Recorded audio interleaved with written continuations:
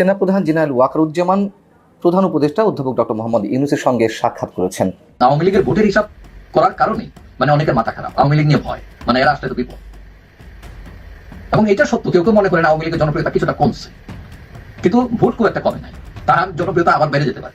এখন এই যে এনসিপি, নাগরিক পার্টি, জামাত, তারা যতই চিল্লাপাল্লা করুক না কেন, আপনি লিখে রাখেন তাদের অনেক জায়গায় জামানত বাজেয়াপ্ত। চমৎকার চমৎকার চমৎকার। আমি সর্বপ্রথমেই ডাক্তার পিনাকি ভট্টাচার্যকে একটা সেলুট দিয়ে আলোচনাটা শুরু করছি। এই তিনটি ধাপে বাংলাদেশ এগিয়ে যাবে।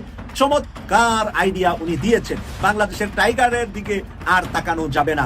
6 বলে 6 ছক্কা মারছে আমাদের বাংলাদেশের প্রধান উপদেষ্টা ডক্টর মোহাম্মদ ইউনূস। 4 জায়গায় 6টা বলে 6টা ছক্কা মেরে দিছে। উনি যে কত বড় বাপ একটা মানুষ, আপনারা বাংলাদেশের মানুষ এখনো বুঝতে পারেন নাই। আমার মনে হয় যে এই ইন্টারিম গভর্নমেন্ট, এই অন্তর্বর্তী সরকার ক্ষমতায় বসার পরে ডক্টর ইউনূস বেশ কিছু বিদেশ সফর করেছেন। তবে এইটা 7 মাসের মধ্যে সর্বোচ্চ লেভেলের সিদ্ধান্ত যদি বাস্তবায়িত হয়, সারা বাংলাদেশের মোটামুটি 1/3 মানুষের অন্তর থেকে এমনি তিনি দোয়া পাবেন, হাত তুলতে হবে না। দুটি খবর বাংলাদেশের রাজনীতিতে নজিরবিহীন রহস্যময় ঘটনার ইঙ্গিত বহন করে। এর তাৎপর্য রয়েছে, রহস্য রয়েছে। দর্শক, একটি খবর হচ্ছে ডক্টর ইউনূস আজকে ফিরে আসবেন। তো তার মধ্যেই চীন একটা অসাধারণ ঘোষণা দিয়েছে, তারা চট্টগ্রাম থেকে কুনমিংয়ে ফ্লাইট চালু করবে, বিশেষ করে তাদের জন্য যারা চিকিৎসা নিতে আগে ভারতে যেতেন, তারা এখন সেই সুবিধাটা করে দিচ্ছে কুনমিংয়ে বেশ কয়েকটি হাসপাতাল বাংলাদেশিদের জন্য নির্দিষ্ট করা হয়েছে, যাতে তাহলে এই ফজলুর রহমান কোন উদ্দেশ্যে হঠাৎ করে তাবলিগ জামাতকে বিতর্কিত করতে আপনার ইস্তেমা ময়দানটাকে জঙ্গি তৈরির কারখানা বানিয়ে দিলেন? আসলে এই ফজলুর রহমান সাহেবরা এই সুন্দর বাংলাদেশ দেখতে চায় না। আসলে এই ফজলুর রহমান সাহেবদের আসল উদ্দেশ্য বাংলাদেশের সাথে নয়, তার উদ্দেশ্য পার্শ্ববর্তী দেশের সাথে তার পা দুটো বাঁধা, তার হাত বাঁধা, তার মুখ বাঁধা। তিনি কোনো না কোনো এজেন্সির। আবারও সেনাপ্রধানের সাথে ডক্টর ইউনূসের যমুনাতে বৈঠক। কি এমন বৈঠক সেনাপ্রধানের সাথে ডক্টর ইউনূসের হয়ে গেল যা জানলে আপনি ইতিমধ্যে অবাক হতে বাধ্য। সেই সাথে আরো জানতে পারবেন বর্তমান বাংলাদেশের রাজনীতির প্রেক্ষাপট আসলে কোন দিকে যাচ্ছে। যমুনাতে সেনাপ্রধানের সাথে ডক্টর ইউনূসের বৈঠক নিয়ে আমরা পর্যালোচনা এবং তদন্ত করে বেশ কয়েকটি খুবই গুরুত্বপূর্ণ তথ্য এবং ভিডিও ফুটেজ পাই, যা আজকের ভিডিওতে সেগুলোই এক এক করে ধারাবাহিক তুলে ধরা হবে। যদিও আজকের ভিডিওটা কিছুটা লং হতে পারে, তবে আজকের ভিডিওতে জানতে পারবেন সেনাপ্রধান ওয়াকারুজ্জামান ও ডক্টর ইউনূসের বৈঠক নিয়ে এমন কিছু অজানা গোপন তথ্য যা জানলে আপনিও ইতিমধ্যে অবাক হতে বাধ্য। সেই সাথে আরো জানতে পারবেন বর্তমান বাংলাদেশের রাজনীতির প্রেক্ষাপট আসলে কোন দিকে যাচ্ছে। বন্ধুরা, চলুন ভিডিওতে আজকে আর বেশি কথা বাড়াবো না, সরাসরি আজকে আমরা চলে যাব মূল ভিডিওতে। আসসালামু আলাইকুম। সেনাপ্রধান জেনারেল ওয়াকারুজ্জামান প্রধান উপদেষ্টা অধ্যাপক ডক্টর মোহাম্মদ ইউনূসের সঙ্গে সাক্ষাৎ করেছেন এবং এটি সৌজন্য সাক্ষাৎ যে কোনো সময় হতেই পারে। কিন্তু যেখানে 10 নভেম্বর প্রধান উপদেষ্টার সঙ্গে জেনারেল ওয়াকারুজ্জামানের সাক্ষাতের পর 4.5 মাস পর এসে গত 19শে মার্চ সাক্ষাৎ করলেন জেনারেল ওয়াকার প্রধান উপদেষ্টার সঙ্গে। তারপর 19শে মার্চ থেকে 30শে মার্চের মধ্যে আরও একটি সৌজন্য সাক্ষাৎ। এটা কি অনেকের কাছে একটু অস্বাভাবিক মনে হতে পারে না? যদিও এই সৌজন্য সাক্ষাৎ বিষয়ে সশস্ত্র বাহিনীর আন্তঃজনসংযোগ অধিদপ্তর সেখান থেকে আইএসপিআর বিজ্ঞপ্তিতে বলা হয়েছে যে সাক্ষাৎকারে সেনাপ্রধান আসন্ন ঈদ উপলক্ষে দেশের সার্বিক নিরাপত্তা ব্যবস্থা এবং সেনাবাহিনীর বিভিন্ন কর্মকাণ্ড, লঞ্চঘাট, বাস স্ট্যান্ড, রেল স্টেশনের বিভিন্ন বিষয়ে যে কার্যক্রম পরিচালনা করছে সেনাবাহিনী, সেসব বিষয়ে অবহিত করেছেন এবং জুলাই আন্দোলনে যারা আহত নিহত হয়েছেন তাদের সম্মানে যে ইফতার মাহফিল এবং তাদের যে সহযোগিতা সেসব বিষয়ে অবহিত করেছেন। বিষয় হচ্ছে কি যে সেনাবাহিনী মাঠে রয়েছে সত্য কথা ম্যাজিস্ট্রেসি পাওয়ার নিয়ে, কিন্তু এই যে আইন শৃঙ্খলা পরিস্থিতি বা ঈদের নিরবচ্ছিন্ন যাত্রা, এগুলো নিয়ে তো ব্রিফ করা হবে পুলিশের পক্ষ থেকে। সেনাপ্রধান এ বিষয়ে কথা বলতে যাবেন প্রধান উপদেষ্টার সঙ্গে, এটা একটু আনইউজুয়াল মনে হতে পারে, হওয়াটা একেবারে অস্বাভাবিক কিছু নয়। বাস্তবতা হচ্ছে যে আসলে তার কি আলাপ করেছেন সেখানে তো আর কেউ ছিলেন না, কিন্তু অস্বাভাবিক বটে। কেন? আমি কয়েকটি কারণ বলি। যেহেতু প্রথমেই বলেছি যে 19শে মার্চ থেকে 30শে মার্চ মাঝখানে 10 দিন, এবং এই সাক্ষাৎটি তখনই ঘটল যখন ডক্টর মোহাম্মদ ইউনূস চীন সফর করে এসে কেবলই দেশে ঢুকেছেন, ঠিক তারপর পরে এই বৈঠক। এবং চীনের এই বৈঠকের দিকে খুব স্বাভাবিকভাবে ভারতের একটি সতর্ক দৃষ্টি ছিল, খুব স্বাভাবিকভাবেই। এবং যখন চীন সফর করছিলেন প্রধান উপদেষ্টা, তখন বাংলাদেশে নিযুক্ত ভারতের হাই কমিশনার প্রণয় ভার্মা তার নিজ দেশের সেনাবাহিনী প্রধান উপেন্দ্র দ্বিবেদীর সঙ্গে সাক্ষাৎ করেছেন বাংলাদেশ ইস্যুতে। এটাও একটা নজিরবিহীন ঘটনা। সচরাচর এমনটি দেখা যায় না যে অন্য কোনো রাষ্ট্রে নিয়োজিত হাই কমিশনার বা রাষ্ট্রদূত তার সেই দেশের সেনাপ্রধানের সঙ্গে সাক্ষাৎ করবেন। এটা একেবারেই অস্বাভাবিক একটি বিষয়। তারা সাক্ষাৎ করেছেন এবং বাংলাদেশ ইস্যুতেই। এবং 19 মার্চ পরে আর কি ঘটনা ঘটলো? 11 মার্চ সেনাপ্রধানের সঙ্গে যে দেখা করেছিলেন হাসনাত আবদুল্লাহ সার্জিস আলমরা, সেখানে কি কথা হয়েছে সেই কথা ফেসবুকে দেওয়াতে লঙ্কাকাণ্ড ঘটে গেল এবং হাসনাত আবদুল্লাহ সহ বিশেষ কোনো গোষ্ঠীর পক্ষ থেকে সেনাবাহিনীকে জনগণের মুখোমুখি দাঁড় করানোর একটি চেষ্টা আমরা দেখেছি বিভিন্নভাবে। ক্যান্টনমেন্ট আক্রমণ করে, ক্যান্টনমেন্ট গুড়িয়ে দেওয়া হয়, যার তার যে কোনো ভাষায় আক্রমণ করা সেনাপ্রধানকে। তার পরবর্তীতে আমরা দেখলাম যে সেনাপ্রধান বৈঠকে বসলেন অন্য দুই বাহিনীর প্রধানের সঙ্গে, বিমান বাহিনী এবং নৌবাহিনী প্রধানের সঙ্গে। তারা সেনা প্রধানের নেতৃত্বের প্রতি আস্থা রাখলেন। পরবর্তীতে আবার সেনাবাহিনীর শীর্ষ কর্মকর্তাদের সঙ্গেও সেনাপ্রধান বৈঠক করলেন এবং সেখানে তিনি শীর্ষ সামরিক কর্মকর্তা সহ অন্যদের উদ্দেশ্যে ধৈর্য রাখতে বললেন, ধৈর্যের সঙ্গে সবকিছু মোকাবেলা করতে বললেন। এর মধ্যে আবার ট্রাম্পের শুভেচ্ছা বার্তা এলো একটু কাকতালীয়ভাবে। নিশ্চয়ই যুক্তরাষ্ট্র পক্ষ থেকে বাংলাদেশের সব স্বাধীনতা দিবসে শুভেচ্ছা বাণী দেওয়া হয় না, কখনো কখনো দেওয়া হয়েছে আগে, এবার আবার দেখলাম। এবং একই সঙ্গে রোহিঙ্গা তহবিলের বরাদ্দ আবার ফিরিয়ে দেওয়া হলো। সব কিছু কিন্তু কাকতালীয় নয়, এর সাথে আরও অনেক বিষয় জড়িয়ে রয়েছে। এবং সবশেষ যে ঘটনাটি ঘটল 19 মার্চ থেকে 30 মার্চের মধ্যে, ডক্টর মোহাম্মদ ইউনূস নির্বাচিত সরকারের 5 বছর প্রধানমন্ত্রী হয়ে থাকুন এমন প্রত্যাশা কোনো কোনো জায়গা থেকে উঠে এলো। আটলান্টিকের ওপার থেকে, ফ্রান্স থেকে গায়েবীর নির্দেশ যারা দিয়ে থাকেন তাদের কাছ থেকে অনেক ধরনের এই ধরনের মন্তব্য উঠে এলো। আবার সার্জিস আলমরা তাদের ফেসবুক স্ট্যাটাসে দিলেন এই ধরনের বক্তব্য। কেন 5 বছরের জন্য দেখতে চাওয়া হবে, এই মানসিকতা পোষণ করা হবে ডক্টর মোহাম্মদ ইউনূসকে যে আপনি থাকুন এবং নির্বাচিত সরকারের প্রধান হয়ে, সেটিও বা কীভাবে সম্ভব তার একটি ব্যাখ্যা আমি দেওয়ার চেষ্টা করেছি, আরও অনেকেই হয়তো করেছেন। কিন্তু বাস্তবতা হচ্ছে এই যে 10 দিনে যা কিছু ঘটে গেল, প্রত্যেকটা বিষয় আমাদের কাছে কোনোটা বেশি অস্বাভাবিক, কোনোটা একটু কম অস্বাভাবিক যা কিছু ঘটেছে। এবং এখানে আরেকটা কথা কেউ কেউ বলতে পারেন যে কেন 26শে মার্চ স্বাধীনতা দিবস উপলক্ষে বঙ্গভবনে আয়োজিত ইফতারের শেষে নামাজে তো ইমামতি করেছিলেন আমাদের সেনাপ্রধান, হ্যাঁ করেছেন 26শে মার্চ, তাহলে সেই হিসেবে 4 দিনের মাথায় আবার এই সাক্ষাৎকারটি ঘটলো। যদি ওটি কোনো সৌজন্য সাক্ষাৎ নয়, এটি একেবারেই ফর্মাল একটি অনুষ্ঠান, দাওয়াতে গিয়েছিলেন। এবং সেই নামাজ নিয়ে নানান ধরনের কথাবার্তা হয়েছে। মিশরের সামরিক বাহিনী প্রধান মিস্টার সিসি যে নিজের এক ধরনের ইসলামী মনোভাব ফুটিয়ে ধরার চেষ্টা করছিলেন মুরসি যখন প্রেসিডেন্ট হলেন, এরকম নানান ধরনের বিষয় তুলে ধরার চেষ্টা করেছেন, অপব্যাখ্যা দেওয়ার চেষ্টা করেছেন সেনাপ্রধানের এই ইমামতি নিয়ে। সব কিছু মিলিয়ে যা কিছু ঘটছে না কেন, আমাদের কাছে এটি খুব সহজে ধরে নেওয়ার কিছু নেই।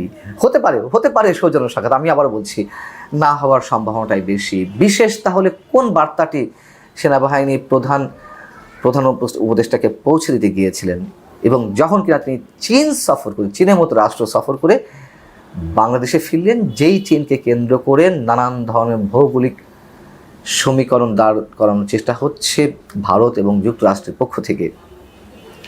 অতএব আর যে মাঝখানে যে কথাই বললাম, এটি নিয়ে আমি আগেও বলেছি যে প্রণয় ভার্মা তিনিও দেখা করেছেন সে দেশের সেনাপ্রধানের সঙ্গে। অতএব এগুলোকে কোইন্সিডেন্টালি হচ্ছে নাকি কোনো এর মধ্যে অন্য কিছু আছে, আমরা আসলে নিশ্চিত করে বলতে পারছি না। এবং নির্বাচন নিয়ে বিএনপি আগের চেয়ে হার্ড লাইনে রয়েছে, এটুকু স্মরণ করিয়ে দেয় দরকার। তার মানে নির্বাচন নিয়ে যে টালবাহানা সারা বছর মানে গত আগস্ট থেকে এই পর্যন্ত আমরা দেখছি, সেটি আরও প্রকট আকার ধারণ করছে। সেই জায়গা থেকে যা কিছু হচ্ছে আমাদের সতর্ক থাকা দরকার, এবং সেনাবাহিনীর পক্ষ থেকে সেনাপ্রধান জেনারেল ওয়াকারুজ্জামান যে কথাটি বারবার বলে আসার চেষ্টা করছে তার উপরে আস্থা রাখতে, আমরা সেই আস্থাটি অন্তত এখনো পর্যন্ত সেনাবাহিনীর উপরেই রাখছি, এছাড়া তো আর কোনো বিকল্প নেই। প্রফেসর ইউনূস জরুরি ভিত্তিতে 12 দফা নির্দেশনা দিয়েছেন। আমরা বলবো যে প্রফেসর ইউনূসের এই 12 দফা নির্দেশনায় সাড়া দিন, জরুরি নির্দেশনা, এবং এই 12 দফা নির্বাচনের পলিটিক্যাল ডাইমেনশনও রয়েছে। আমি আসছি সেই 12 দফা কি, কতটা জরুরি, এবং এই 12 দফার মধ্যে আমাদের মুক্তি রয়েছে, সাময়িক রেমেডি রয়েছে, আমাদের দীর্ঘমেয়াদী মুক্তি পূর্ণাঙ্গ রাষ্ট্র সংস্কারে। আর পূর্ণাঙ্গ রাষ্ট্র সংস্কার, এই যে বলে অনেকে যে সংস্কার তো একটা চলমান প্রক্রিয়া, এটা চলতে থাকবে না, এগুলো ফালতু কথা, এগুলো জনগণকে ভূগোল বোঝানো কথা।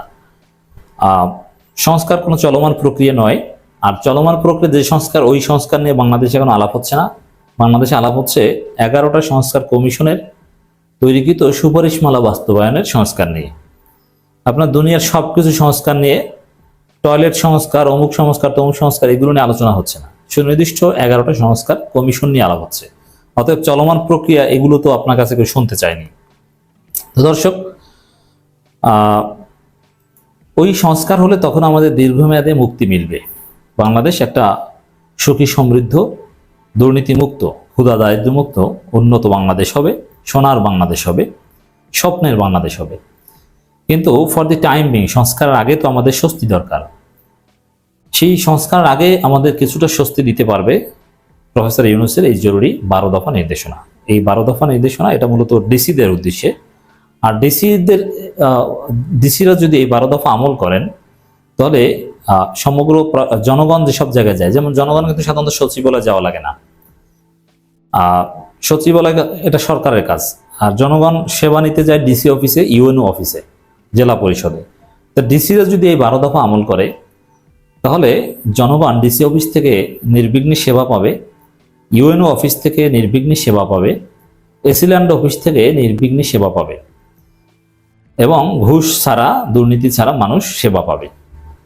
এবং প্রফেসর ইউনূসের যে 12 দফা নির্দেশনা, আমি আসছি সেদিকে, তার একটা তাৎপর্য হচ্ছে, এই যে সরাসরি এগুলো উল্লেখ থাকে না, এগুলো আমাদের ব্যাখ্যা।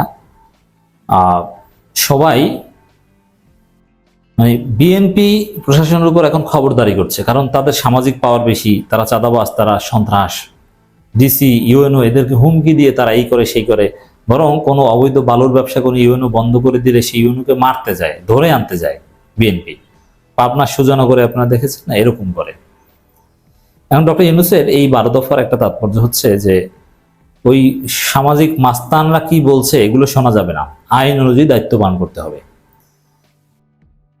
এর আগে পুলিশ সদস্যদেরকেও এই নির্দেশনা দিয়েছেন যে ভয়ভীতির ঊর্ধ্বে উঠে, এইসব প্রেশারের ঊর্ধ্বে উঠে কাজ করতে হবে। তারপরে আমরা দেখতে পাচ্ছি যে পুলিশ কিছু বিএনপি নেতাকে অ্যারেস্ট করতে শুরু করেছে। এটাই দর্শক, যে এই বিএনপির কথায় প্রশাসন চলবে, এই যুগ আর থাকছে না। প্রশাসন চলবে সরকারের কথায়। বিএনপির মাস্তানি ডিসি অফিসে, ইউএনও অফিসে, থানায় চলবে না, আস্তে আস্তে বন্ধ হয়ে যাবে। এই 12 দফার নির্দেশনা একটা দিক হচ্ছে এটা, সব ভয়ভীতির ঊর্ধ্বে থেকে হয়রানিমুক্ত নাগরিক সেবা নিশ্চিতকরণ জেলা প্রশাসকের 12 দফা নির্দেশনা দিয়েছে প্রধান উপদেষ্টা ডক্টর মোহাম্মদ ইউনূস। সব ভয়ভীতির ঊর্ধ্বে থেকে, এর অর্থ এখন ভয়ভীতি দেখায় কারা? প্রশাসনকে, অনলি বিএনপি। যেমন বরিশাল শিক্ষা বোর্ডের চেয়ারম্যানকে অবরুদ্ধ করে মারতে চেয়েছিল বিএনপি নেতারা। কারণ কি? তা বিএনপির মহানগরের এক নেতাকে স্কুল কমিটিতে 2 নম্বরে রাখা হয়েছে, 1 নম্বরে কেন রাখা হয়নি, এই জন্যে। তাহলে কি বোঝা গেল? যে এই যে ডিসি, ইউএনও, থানার অফিসাররা তারা নির্বিঘ্নে জনগণকে সেবা দিবেন। এক্ষেত্রে ভয়ভীতি বলতে বিএনপির সম্ভাব্য ভয়ভীতি, যে বিএনপি তাদের স্বার্থের পরিপন্থী হলেই তো তারা আমাদেরকে ভয় দেখাবে, ঘেরাও করতে আসবে, এই করবে, সেই করবে, চাপ দিবে, ভয় দেখাবে। এটি ডক্টর ইউনূস বলছে না, এদেরকে কোনো ভয় করবে না, এদেরকে শায়েস্তা করার রাস্তা তৈরি হচ্ছে। সব ভয়ভীতির ঊর্ধ্বে থেকে হয়রানিমুক্ত নাগরিক সেবা নিশ্চিতকরণে জেলা প্রশাসকদের 12 দফা নির্দেশনা দিয়েছেন প্রধান উপদেষ্টা ডক্টর মোহাম্মদ ইউনূস। মন্ত্রিপরিষদ বিভাগ মারফত পাঠানো চিঠিতে প্রধান উপদেষ্টার এমন নির্দেশনা পৌঁছে যায় জেলা প্রশাসকদের কাছে। জেলা প্রশাসক ঠিক হলে সব ঠিক হয়ে যাবে। এমনকি এই যে এসপি, পুলিশ, জেলা পুলিশ কিন্তু জেলা প্রশাসকের আন্ডারে, আইন শৃঙ্খলা কমিটির প্রধান ডিসি আর এসপি হচ্ছে তার আন্ডারে। এবং ডিসি ঠিক হলে এসপি, থানা, পুলিশ এগুলো সব ঠিক হয়ে যাবে। তো আমাদের মুক্তির, সাময়িক মুক্তির মূল মন্ত্র এই 12 দফা। সে সিরিজে দেখা যায় হয়রানি দুর্নীতিমুক্ত পরিবেশে জন্ম সনদ, এগুলো নিয়ে সিন্ডিকেট করে কারা? বিএনপি। অতএব এই হয়রানির নেপথ্য দেখবেন যে বিএনপি, কারণ তারা মাস্তানি করে, তারা এগুলোর মাধ্যমে টাকা খায়, দালালি করে। জাতীয় পরিচয়পত্র, পাসপোর্ট বা জমির নামজারি বা রেজিস্ট্রেশন জনগণের সব সেবাই হতে হবে।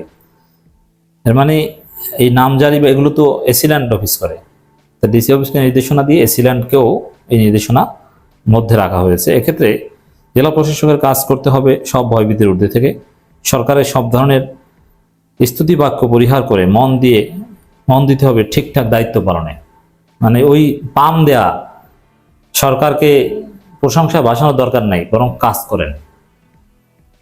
পুলিশি তদন্ত ছাড়াই দিতে হবে পাসপোর্ট দেওয়ার নির্দেশনাও দেওয়া হয়েছে চিঠিতে।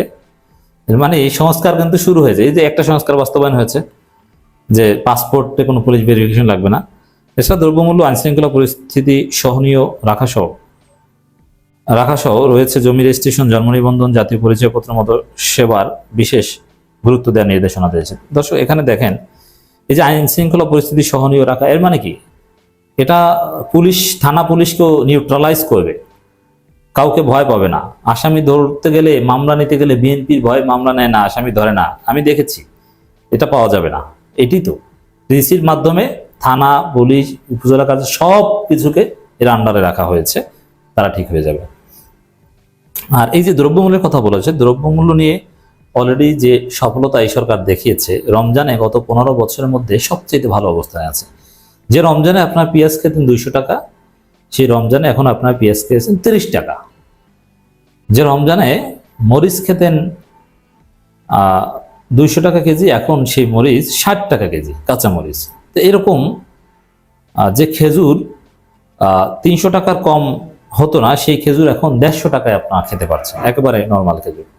এভাবে সব ডেইলি কমোডিটিস গত 15 বছরের মধ্যে সবচেয়ে সহনশীল পর্যায়ে ছিল। ইলেকট্রিসিটি মেনটেন্যান্স থেকে শুরু করে সবকিছু, সেটাতে বিভিন্ন দপ্তর এবং সংস্থার মধ্যে সমন্বয়হীনতা দূর করার তাগিদ দেওয়া হয়েছে।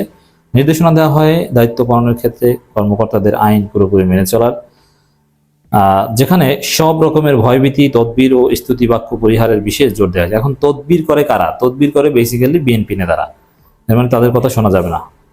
যেটিতে ডিসিদের মাঠ পর্যায়ে কার্যক্রম সরকারের নজরদারিতে রয়েছে বলে জানান মন্ত্রিপরিষদ বিভাগের কর্মকর্তারা।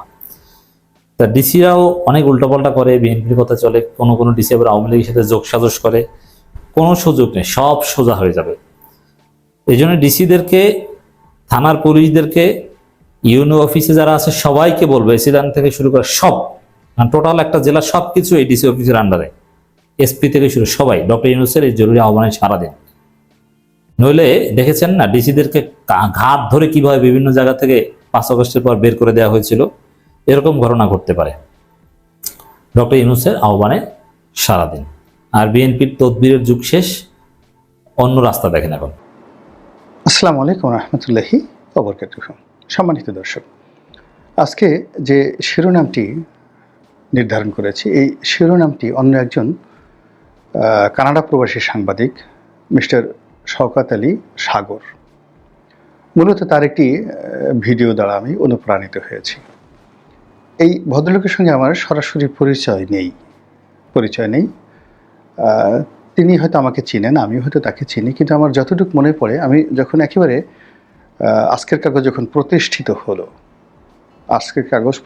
হলো, আমি তখন সেই প্রতিষ্ঠাকালীন একেবারে শুরুর দিকে ওটার মফস্বল বার্তা সম্পাদক ছিলাম, অর্থাৎ একটা পৃষ্ঠার সম্পাদক ছিলাম। এবং সারা বাংলাদেশ থেকে যে স্থানীয় প্রতিনিধিরা খবর পাঠাতেন সেই 90 সনে, সেই খবরগুলো ছাপানোর দায়িত্ব, এডিটিং করে পেস্টিং করা থেকে শুরু করে পুরো জিনিসটাই আমার দায়িত্বে ছিল। তো সেখানে সম্ভবত মিস্টার শওকত আলী সাগর কোনো একটা জায়গা থেকে তিনি খবর পাঠাতেন। কোন জেলা থেকে পাঠাতেন আমি এই মুহূর্তে মনে করতে পারছি না, তবে ফখরে আলম নামক আর একজন সাংবাদিক ছিলেন, যিনি পরবর্তীতে খুব নামকরা সাংবাদিক হয়েছিলেন। যশোর বাড়ি, তার সঙ্গে পরিচয় হয়েছিল যেহেতু আমি ওখানে ছিলাম মাত্র 3 থেকে 4 মাস। ফলে শওকত আলী সাগরের সঙ্গে পরিচয় হওয়ার সুযোগ ছিল না। এবং একটা সময় দেখুন অঞ্জন রায়, এই যে সাংবাদিক, উনিও এরকম পাবনা থেকে সংবাদ পাঠাতেন। বেশ কয়েকজন, আব্দুল কুদ্দুস চাদু, তারপরে অঞ্জন রায়, এরা সব পাবনা থেকে সংবাদ পাঠাতেন। তো যার জন্য আমি তাদেরকে চিনতাম সেই 90 সন থেকেই, কিন্তু পরিচয় হয়ে ওঠেনি, কখনো পরিচয় হয়ে ওঠেনি। আর আমি যেহেতু 91 থেকে নিজের ব্যবসা শুরু করেছি এবং সাংবাদিকতার পেশা থেকে নিজেকে দূরে রেখেছি, এবং 2009 সনে আবার সংবাদপত্রে লেখালেখি শুরু করি এজ এ কলামিস্ট হিসেবে। কিন্তু আমার যে 1986 থেকে 90 পর্যন্ত যে প্রায় 5 বছরের সাংবাদিক জীবন, সেই সাংবাদিক জীবনের কোনো একটা সময় মিস্টার শওকত আলী সাগরকে আমি স্মরণ করতে পারি যে তিনি আজকের কাগজের নিয়মিত খবর পাঠাতেন। তো সেটি বড় কথা নয়। বড় কথাটা হলো যে আমার বস ছিলেন যেমন আমিনুল ইসলাম খান, প্রথম আলো মতিউর রহমান, আমরা একসাথে চাকরি করেছি, we work together, he was my colleague. তো সবাই যার যার অবস্থানে বড় হয়ে গেছেন, অনেক অনেক বড় হয়ে গেছেন। তো এখানে শওকত আলী সাগর স্থানীয়ভাবে নিউজ পাঠান, ডাজ নট ম্যাটার, কিন্তু এখন তো তিনি নামকরা একজন সাংবাদিক। বা নাইমুল ইসলাম খান সাহেব একসময় বস ছিলেন, আমি যখন এমপি হয়ে গেছি, তো তিনি আমাকে সম্মান করেছেন, আমি তার অধীনস্থ ছিলাম, কিন্তু ডাজ নট ম্যাটার। আবার জনাব মতিউর রহমান প্রথম আলোর সম্পাদক, একটা সময় নাইমুল ইসলাম খানের অধীনে চাকরি করতেন, এমনকি আমাদের সহকর্মী ছিলেন, কিন্তু আল্লাহ তাকে অনেক বড় করে ফেলেছেন, সম্মান তাকে করতেই হবে। তো সাগর সাহেব সেখান থেকে ইউটিউব করেন, তিনি মার্জিত ভাষায় কথা বলেন, পরিশীলিত ভাষায় কথা বলেন, তথ্য এবং উপাত্ত নিয়ে কথাবার্তা বলেন, এবং যেটাকে আমরা কমার্শিয়াল ইউটিউবিং বলতে পারি, সেটা তিনি কখনোই করেন না। তার কাছে যেটা ভালো মনে হয়, তিনি অবশ্যই আওয়ামী লীগ বা মুক্তিযুদ্ধর যে সপক্ষ শক্তি সেটিকে প্রমোট করেন বা ধারণ করেন, তার কথা সেরকমই মনে হয়েছে। কিন্তু এভাবে আওয়ামী লীগের কোনো বেনিফিশিয়ারি গ্রুপ পদ পদবিতে আছেন বা কোনো দিন আওয়ামী লীগের কোনো অনুষ্ঠান ওরকম আমি দেখিনি। কিন্তু তার কথাবার্তার মধ্যে যথেষ্ট ম্যাচুরিটি থাকে, উচ্চারণে সাবলীলতা থাকে, বাংলা ভাষা শব্দচয়ন, এবং কানাডাতে থাকা সত্ত্বেও তিনি ইংরেজি না বলে পরিশুদ্ধ বাংলা বলার চেষ্টা করেন। এবং তার ভিউ যতই কম হোক না কেন বা বেশি হোক না কেন, আমার সামনে যখনই তার কোনো টপিক আসে, আমার যদি তার হেডলাইনটা পছন্দ হয়, আমি তার সেই ভিডিওগুলো দেখি, এবং এটি আমি নিয়মিত দেখার চেষ্টা করি। এরকম একটা ভিডিও দেখলাম ওনার, যে ডক্টর মোহাম্মদ ইউনূসকে আসলে বিশ্বের কোনো ফাইন্যান্সিয়াল অর্গানাইজেশন, কোনো রাষ্ট্র এবং কোনো পক্ষ as a head of the state বা হেড অফ দ্য গভর্নমেন্ট, সরকার প্রধান হিসেবে ধ্যান জ্ঞান করে, মান্যগণ্য করে, তার প্রতি বিশ্বাস এবং আস্থা স্থাপন করে বড় কোনো অর্থনৈতিক বিনিয়োগে তারা আসছে না। এর ফলে সরকারের ভিতরে এবং বাইরে একটা বিরাট ক্রাইসিস তৈরি হয়েছে। এই কথাগুলো উনি ওনার মতো করে বলেছেন। তো উনি আর এই বক্তব্য শোনার পর আমার কাছে মনে হলো যে ওনার সেই বক্তব্য যারা দেখেছেন তারা তো দেখেছেনই, তার সঙ্গে আমার নিজস্ব যে কিছু মতামত, সেই মতামতগুলো আমি অ্যাড করে আজকের এই টপিকসটি বলতে চাই। আমি প্রথমত যেটা আমি নিজেও অন্য সাধারণ মানুষের মতো আশা করেছিলাম, যে ডক্টর মোহাম্মদ ইউনূস যেদিন ক্ষমতায় আসবেন সেদিন বাংলাদেশে বৈদেশিক সহযোগিতার বন্যা বয়ে যাবে। IMF সামান্য $5 বিলিয়ন বা 4.6 বিলিয়ন ঋণ দেওয়ার জন্য আওয়ামী লীগকে যেভাবে হাস্তানাস্তা করেছে, এবং আমরা সবাই ওই সময়টাতে বলেছি, আমি নিজেও বলেছি যে IMF ঋণ নাও দিতে পারে। এবং রেজা কিবরিয়ার মতো প্রাজ্ঞ অর্থনীতিবিদ, সে তো বলতে গেলে রীতিমতো কসম খেয়ে বলেছেন যে পূবের সাথে পশ্চিমে গেল IMF ঋণ দেবে না। কিন্তু অবাক করার ব্যাপার হলো যে IMF শুধু ঋণ দেয়নি, নজিরবিহীন দ্রুততার সঙ্গে আওয়ামী লীগ সরকারকে ঋণ দিয়েছে। ইট মিনস আওয়ামী লীগের যে শাসন ব্যবস্থা এবং তাদের যে অর্থনৈতিক ম্যানেজমেন্ট ছিল এবং তাদের যে ডাটা ছিল, আমরা যতই সমালোচনা করি না কেন, সেটি IMF-এর দৃষ্টিতে 100% পারফেক্ট ছিল। যদি পারফেক্ট না থাকতো, অত দ্রুত IMF-এর ঋণ পাওয়া একেবারে অসম্ভব বিষয় ছিল। এর কারণ হলো বিশ্বব্যাংকের একটা কোটা থাকে, যে আপনি বিশ্বব্যাংক ধরুন পদ্মা সেতুতে তারা $2 বিলিয়ন বা $1 বিলিয়ন তারা দেয়নি, কিন্তু তাদেরকে এই সেম সমপরিমাণ অর্থ কিন্তু বাংলাদেশকে দিতে হয়েছে, কিন্তু অন্য একটি প্রকল্পে। এর কারণ হলো যে সারা পৃথিবীর যে সদস্য রাষ্ট্র তাদের অর্থ দিয়ে বিশ্বব্যাংক পরিচালিত হয়, ফলে সদস্য রাষ্ট্ররা আবার নির্দিষ্ট হারে ঋণ পাওয়ার জন্য যোগ্যতা রাখে। তো বাংলাদেশের ভাগেও এরকম একটা ঋণ আছে, সেই ঋণ নিয়ে পদ্মা সেতুতে তারা দেয়নি, কিন্তু অন্য একটা জায়গাতে তারা দিতে সেটা বাধ্য। কিন্তু আইএমএফের ক্ষেত্রে বিশ্বব্যাংকের মতো এরকম কড়াকড়ি নেই। আইএমএফের এখানে নিয়মকানুনগুলো অনেক কঠিন, এটিকে অনেকটা আইসিইউ বলা হয় ইকোনমির, এবং কোনো একটা দেশ যখন খুব এরকম একেবারে আইসিইউতে চলে যায় ফাইন্যান্সিয়ালি, তখনই সে আইএমএফের সহযোগিতা চায়। আবার অর্থনৈতিক অবস্থা ভালো, কিন্তু ইমেজ সংকটে পড়ে গেছে, বিশ্বের কোনো দেশ তাদেরকে বিশ্বাস করছে না নানা রকম প্রচারের কারণে, প্রোপাগান্ডার কারণে। তখন সেই সকল দেশকে বাধ্য হয়ে আইএমএফের দ্বারস্থ হতে হয় সামান্য ঋণের জন্য। তো বাংলাদেশ যখন আওয়ামী লীগ জমানাতে আইএমএফের ঋণ চেয়েছিল, তখন আসলে আইএমএফের ঋণ দরকার ছিল না, ইকোনমি সচ্ছল ছিল, ফরেন রিজার্ভ ওকে ছিল। আমরা যদিও বলতাম যে না এখন $32 বিলিয়ন নেই, ভুয়া, এসব মিথ্যা কথা, ইত্যাদি ইত্যাদি নানা রকম কথাবার্তা, কিন্তু আইএমএফ এসে যে রিপোর্ট দিল, দেখলাম যে না, আইএমএফ যেটা বলছে আওয়ামী লীগের হিসাবের সঙ্গে শুধুমাত্র একটি, যে তারা কিছু টাকা খরচ করে ফেলেছে, যেটিকে তারা রিজার্ভ হিসেবে বলছে, আর আইএমএফ বলছে না ওটাকে আলাদা করো। এটা নিয়ে একটা গণ্ডগোল, এছাড়া আসলে তেমন কোনো গণ্ডগোল ছিল না। এটা $8 বিলিয়ন মতো, অর্থাৎ সরকারি হিসাবে, আওয়ামী লীগ সরকারি হিসাবে যেটা $30 বিলিয়ন, আইএমএফের হিসাবে সেটা $22 বিলিয়ন, কিন্তু টাকা $30 বিলিয়ন আছেই।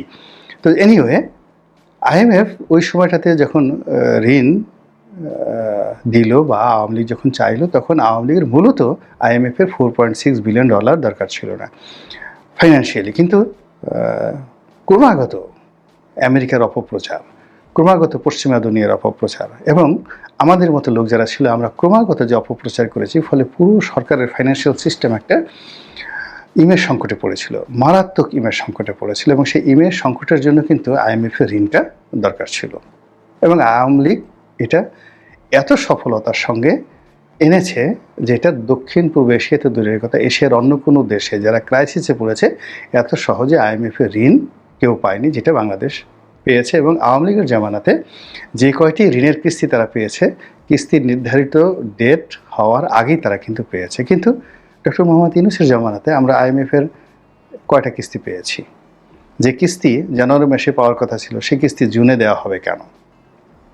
সমস্যা কোথায়? হিসাবে কি কোনো শুভঙ্করের ফাঁকি হয়ে গেছে, যেটা আওয়ামী লীগ জামানাতে ছিল না, এখন নতুন করে হয়েছে?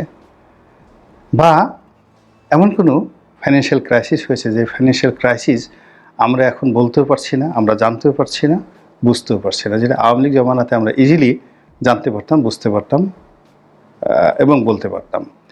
ফলে অর্থনীতি নিয়ে কি হচ্ছে, এটা আইএমএফের এই সিদ্ধান্তে যে পিছিয়ে যাওয়া, ঋণ দেওয়ার পিছিয়ে যাওয়ার ক্ষেত্রে এটি এই সরকারকে মারাত্মক ইমেজ সংকটে ফেলে দিয়েছে দেশের বাইরে। ফলে ওয়ার্ল্ড ব্যাংকের সঙ্গে অলমোস্ট আমরা শুনেছিলাম যে $46 বিলিয়ন, এরকম আবার বলছি 46 বিলিয়ন নাকি ডক্টর মোহাম্মদ ইউনূস পাবেন। তিনি যখন ওই সময়টাতে জো বাইডেনের সাথে সাক্ষাৎ করতে গিয়েছিলেন, এবং সাইড লাইনে জো বাইডেন তার সঙ্গে হ্যান্ডশেক করেছেন, দেখা করেছেন, একটু পাশে বসেছেন, ছবি তুলেছেন, এবং এটা নিয়ে আমরা যখন আনন্দে উদ্বেলিত, তখন আমরা ডক্টর ইউনূসের যারা পক্ষে লোক বলার চেষ্টা করেছি যে বিশ্বব্যাংক আমাদেরকে 46 বিলিয়ন, আইএমএফ দিচ্ছে 4.6, মানে 4.6 বিলিয়ন, আর বিশ্বব্যাংক আমাদেরকে পুরো 46, মানে 10 টাইমস $46 বিলিয়ন দেবে। ওই সময় রিপোর্টগুলো দেখেন, কোথায় সেই ঋণ, বিশ্বব্যাংক কোথায় সেই টাকা দিয়েছে, কিভাবে এসেছে। পুরো দেশ তো এখন চলছে গার্মেন্টস এক্সপোর্টের উপরে, আর সীমাহীন এই গত 7 মাসে বিদেশিরা 2 হাতে রেমিটেন্স পাঠিয়ে এই সরকারকে টিকিয়ে রেখেছে, আর বিভিন্ন সেক্টরে দাম বাড়িয়ে, ট্যাক্স বাড়িয়ে মোটামুটি পরিস্থিতি সামাল দেওয়ার চেষ্টা করা হচ্ছে। যাক, এনিওয়ে, এখন আইএমএফের ঋণ হচ্ছে না, বিশ্বব্যাংকের সঙ্গে এরকম বড় কোনো লেনাদেনা হয়েছে, বড় একটা ডিল বিশ্বব্যাংকের $5 বিলিয়ন এসে গেছে, এরকম তো কোনো আইআরডি বা ইআরডি এর কোনো আমরা প্রতিবেদন দেখলাম না। এরপর ধরুন জায়গা, আমাদের বাংলাদেশের জন্য একটা বড় ডোনার। জায়গা কয় টাকা দিয়েছে বলেন তো? আপনারা কি জানেন যে জাপান কোঅপারেশন সংস্থা তারা কি বন্ধ করে দিয়েছে, না স্থগিত করেছে, নাকি দেবে না? কেন? চীন, আমরা চীন থেকে কত টাকা পেয়েছি গত 7 মাসে ঋণ হিসেবে, অথবা চীনকে আমরা কত টাকা দিয়েছি? এরপর এডিবি, এশিয়ান ডেভেলপমেন্ট ব্যাংক, এরা আমাদেরকে যথেষ্ট টাকা দেয়, প্রতি বছর অনেক টাকা দেয়, বাজেটারি সাপোর্ট দেয়, বিভিন্ন প্রকল্প বাবদ টাকা দেয়। এবং গত 7 মাসে এডিবি থেকে আমরা কত টাকা পেয়েছি, এশিয়ান ডেভেলপমেন্ট ব্যাংক থেকে কত টাকা পেয়েছি। আরেকটা হলো ইসলামিক ডেভেলপমেন্ট ব্যাংক, আইডিবি থেকে আমরা কত টাকা পেয়েছি। এরপর বিশ্বের বিভিন্ন দাতার সংস্থা, যেমন ধরুন আমেরিকার বেশ কয়েকটা ফাউন্ডেশন থেকে আমাদের টাকা আসে। এবং এই যে জর্জ সরোজ নামক এক ভদ্রলোক, তিনি আমাদের বিভিন্ন এনজিওদেরকে টাকা দেন, বিভিন্ন রাজনৈতিক লোকদেরকে টাকা দিয়ে বাংলাদেশে অস্থিরতা তৈরি করেন। এরকম জর্জ সরোজ, তার ছেলে এসে অতি সম্প্রতি বাংলাদেশে দেখা করে গেছেন ডক্টর মোহাম্মদ ইউনূসের সঙ্গে। তো তিনিই বা এই গত কয় মাসে কত টাকা দিয়েছেন, গত 7 মাসে কত টাকা দিয়েছেন। অথবা ইউএসএআইডি, তারা তো বাংলাদেশে একমাত্র রোহিঙ্গাদের যে খাদ্য সহায়তা বাবদ যে অর্থ, এটা ছাড়া ইউএসএআইডি বাংলাদেশের যে বরাদ্দ, তাদের বরাদ্দ পুরোটা বন্ধ করে দিয়েছে। এখন গত 7 মাসে বা 8 মাসে উনি আসার পর আমরা কি পেয়েছি দেশের বাইরের থেকে, লোন হিসেবে, গ্র্যান্ট হিসেবে। এমনকি ওনাকে বলা হয় এনজিও গ্রাম সরকার, মানে গ্রামীণ ব্যাংক এবং এনজিওদের সম্মিলিত প্রচেষ্টার ফসল এনজিও গ্রাম সরকার। তো সেই এনজিও গ্রাম সরকারের প্রতিনিধি হিসাবে তিনি এনজিওদের মাধ্যমে কত টাকা পেয়েছেন? এনজিও পরিসংখ্যান ব্যুরো কি বলতে পারবে যে আমরা এত ডলার পেয়েছি, যেটা বিগত বছরের তুলনায় বেশি বা কম?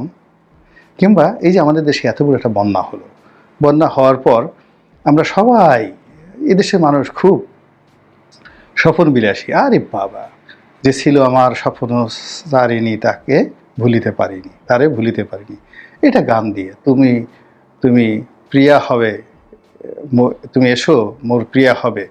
এই যে মানুষকে প্রেমের ভাব দেখানো, বা জীবিত অবস্থায় আমি তোমাকে কিচ্ছু করতে পারিনি, তোমার জন্য একটা সুই কিনতে পারিনি, নাকফুল কিনতে পারিনি, সুতো কিনতে পারিনি, তোমাকে বিয়ে করতে পারিনি, কাজেই আমাকে ক্ষমা করে দিও। জীবনে যদি দ্বীপ জ্বালাতে নাহি পারি, হ্যাঁ, তো আমার কবরের কাছে গিয়ে তুমি দ্বীপ জ্বালিয়ে দিতে পারো, সতীনাথের সেই বিখ্যাত গান। তো এই হলো আমাদের ভীরুতা, আমাদের কাপুরুষতা। এই জিনিসগুলো এখন চলে না। এখন প্রেমিকারা বলবো, ওরে হারামজাদা, আমি মরে যাব, তারপরে তোর কবরের কাছে গিয়ে আমি মোমবাতি জ্বালাবো এবং তোকে তখন স্মরণ করব, হ্যাঁ, নিকুচি করি তোর সেই প্রেমের। ক্যাশ দে, আইফোন, লেটেস্ট আইফোন দিবি, পারলে মার্সিডিজ গাড়ি দিবি, রোলস রয়েস ঘড়ি দিবি, তারপরে প্রেম করতে আসবি। আর যদি তা না পারিস, যে বিষ খা, একেবারে ওই হারপিক খেয়ে মরে যা, হারপিকের পয়সা যদি না থাকে আয়, আমি দেই। এখন প্রেমিকারা এরকম প্র্যাকটিক্যাল। তো মোর প্রিয়া হবে, দেব খোপায় তারার ফুল। তো আমি দোকান থেকে ফুল কিনতে পারছি না, রজনীগন্ধা কিনতে পারছি না, আমি আকাশের তারা দিয়ে খোপায় ফুল দিয়ে দেবো। কাজী নজরুল ইসলাম সেই বিখ্যাত গান, শুনতে ভালো শোনে। কিন্তু এখন কেউ বলে যে না, আমার খোপায় এখন আর ফুল দরকার নেই, যদি পারিস আমাকে এই 1 লাখ টাকা খরচ করে চুলটা হেয়ার ডাই করে দে, দুবাইতে নিয়ে যা, ব্যাংককে আমাকে নিয়ে যা, সুন্দর করে আমাকে ঘুরিয়ে নিয়ে আস। এই ধরনের প্রেমিক। তো ওই প্রেমিকের যদি প্রেম সবচেয়ে স্পর্শকাতর যে জায়গাগুলো, সেখানে যদি অর্থ ঢুকে যায়, তাহলে আমাদের যে স্বাভাবিক জীবন, সেই স্বাভাবিক জীবনে অর্থের তাণ্ডব কোন পর্যায়ে? এখানে we need cash, not kind. কোনো উপহার চাই না, একেবারে ক্যাশ চাই। তো ক্যাশের সেই জায়গাটি এখন হাঙ্কি পাঙ্কি দিয়ে হবে না, গল্প দিয়ে হবে না, মোটিভেশনাল স্পিচ দিয়ে হবে না। এখানে ডাইরেক্ট টু দি পয়েন্টে দেখাতে হবে, এত টাকা এনেছি, এত টাকা এই প্রকল্পে খরচ করেছি। শেখ হাসিনাকে যতই স্বৈরাচার বলেন না কেন, মেট্রো রেলে যখন উঠেন, তারপরে শেষে পদ্মা ব্রিজে যখন উঠেন, এক্সপ্রেসওয়েতে যখন উঠেন, একেবারে সুন্দর সুন্দর রাস্তাঘাটে চলেন, মানুষ ওখান থেকে 80% টাকা চুরি করা হয়ে গেছে, ওটা নিয়ে মানুষ চিন্তা করে না। যে পদ্মা সেতু পাড়ি দেয় সে শুধু বারবার শেখ হাসিনাকে মনে করে, ইনুস সাহেবকে মনে করে না। আর ইনুস সাহেবের অবস্থা দেখে সবাই বলে যে ওই যে পদ্মা থেকে যে টুস করে ফেলে দেওয়া কথা বলা হয়েছিল, এটা লোকজন কিন্তু পাবলিক স্মরণ করে। এটা হলো রিয়ালিটি, এবং সেই রিয়ালিটির মধ্যে থেকে এখন ডক্টর মোহাম্মদ ইউনূস তাকেই প্রমাণ করতে হবে, তার সরকারকে প্রমাণ করতে হবে যে they are more powerful, more stronger and effective rather than anybody in the nearer past. বিশেষ করে শেখ হাসিনা সরকারের সব কিছু চাইতে তারা এখন ভালো করছেন, কিন্তু সেটা কি তারা বলতে পারবেন? আল্লাহ আমাদের সবাইকে হেদায়েত দেন। ধন্যবাদ প্রিয় দর্শকবৃন্দ, আমাদের ফুল ভিডিওটি দেখার জন্য আপনাকে জানাই অসংখ্য অসংখ্য ধন্যবাদ। তো বন্ধুরা, এতক্ষণ আপনারা যে ভিডিও ফুটেজটি দেখতে পেয়েছেন বা যে ভিডিওগুলো দেখলেন, ডক্টর ইউনূসের সঙ্গে কিন্তু আবার সাক্ষাৎকার হয়েছে বাংলাদেশ সেনাপ্রধান ওয়াকারুজ্জামান, যা আপনারা ইতিমধ্যে এই বিষয় নিয়ে কিন্তু বেশ কয়েকটা আলোচনা এবং পর্যালোচনা নিয়ে তদন্ত শুরু করে যা আছে সব কিছু আপনারা কিন্তু দেখতে পেয়েছেন। তো বন্ধুরা, এইবার এই বিষয় নিয়ে আপনাদের কী মন্তব্য অবশ্যই কমেন্ট বক্সে কমেন্ট করতে ভুলবেন না। আর হ্যাঁ, ভিডিওতে আমাদের কোনো নিজস্ব কথা বলা হয় না, যা কিছু দেখেন যা কিছু শোনেন সব কিছু কিন্তু সোশ্যাল মিডিয়া থেকেই সংগ্রহ করা। ধন্যবাদ।